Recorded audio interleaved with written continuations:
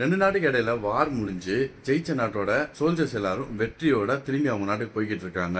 அப்படி அவங்களோட நாட்டை அடைஞ்சதுக்கு அப்புறம் அவங்களோட ஜெனரல் அவங்க கிட்ட ஒரு அறிவிப்பு ஒண்ணு கொடுக்குறாரு. என்னன்னா, சிறப்பா செயல்பட்ட 3 சோல்ஜர்ஸை தேர்ந்தெடுக்கிறாரு. அந்த 3 சோல்ஜருக்கு கண்டிப்பா ஒரு நாள் மெடல் இருக்கு. ஆனா அதுக்கு முன்னாடி சன்மானமா கொஞ்சம் காசு கொடுக்க போறேன் அப்படின்னு சொல்றாரு.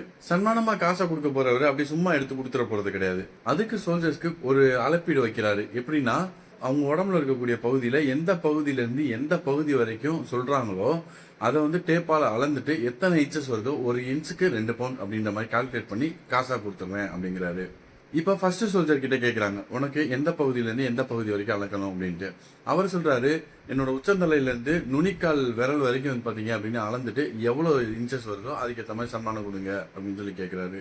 70 இன்ச் வருது. அதுக்கு 140 பவுண்ட்ஸ் அவர் கையில கொடுத்து அனுப்பிச்சிடுறாங்க.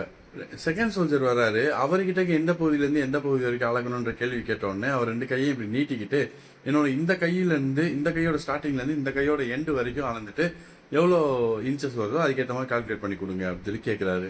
அவருக்கு 72 இன்ச்சஸ் வருது. ஸோ 144 பவுண்ட்ஸ் அவர் கையில் கொடுத்துட்றாங்க. 3வது சோல்ஜர் கிட்ட அதே கேள்வி கேட்குறாங்க. அப்போ உள்ளங்கையிலேருந்து சுண்டுறல் வரைக்கும் அளந்து எவ்வளோ அமௌண்ட் வருதோ அதை மட்டும் கொடுங்க போதுங்கயா அப்படிங்கிறாரு. உடனே ஜென்ரலுக்கும் அந்த அளந்துகிட்டு இருக்கிற சோல்ஜருக்கும் பயங்கர ஆச்சரியமாயி போச்சு. சார், ஒரு பேராசை இல்லாத ஒரு மனுஷனா இருக்கானே, ரொம்ப நல்லவனா இருக்கானே அப்படின்னு நினைச்சிட்டு உள்ளங்கையிலேருந்து சுண்டுவரல் வரைக்கும் அந்த அளக்க ஆரம்பிக்கிறாங்க. அளக்க ஆரம்பிக்கும் போது ஒரே அதிர்ச்சி. என்னன்னு பார்த்தீங்கன்னா, அவரோட சுண்டுவரல் அந்த இடத்துல இல்லை.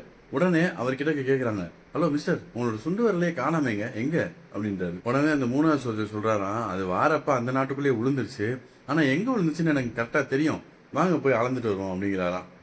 இதுவும் ஆல்ரெடி நம்ம டிஸ்கஸ் பண்ண லேட்ரல் திங்கிங் அப்படின்ற கான்செப்டை பொறுத்தது தான். Creativity beats conventions, smart thinking wins rewards.